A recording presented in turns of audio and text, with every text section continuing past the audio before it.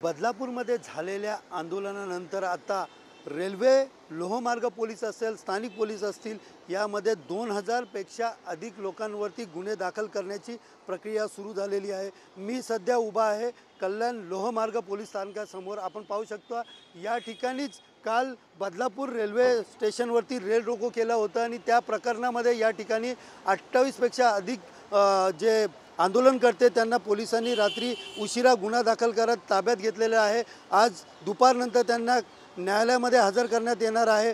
तर दुसरीकडे पाहायला गेलं तर शहरामध्ये पोलिसांवरती दगडफेक करणं, रेल रोको करणं आणि जमाव एकत्रित करून आंदोलन करणं अशा वेगवेगळ्या धारा अंतर्गत या ठिकाणी कलमा अंतर्गत या ठिकाणी गुन्हे दाखल करण्यात आले आहेत।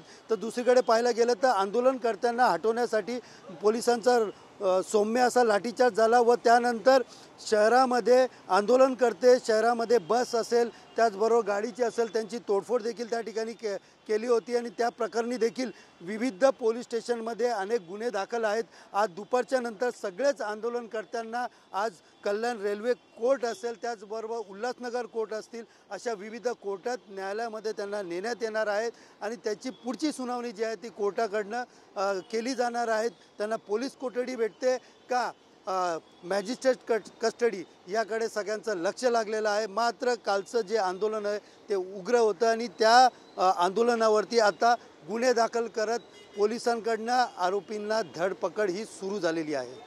कॅमेरा पर्सन गणेश रहाटेसह सुनील जाधव, TV9 मराठी, कल्याण।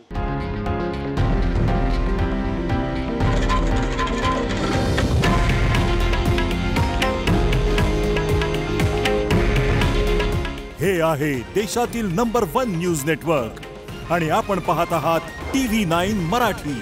काळजी तुमची, हित महाराष्ट्राचं।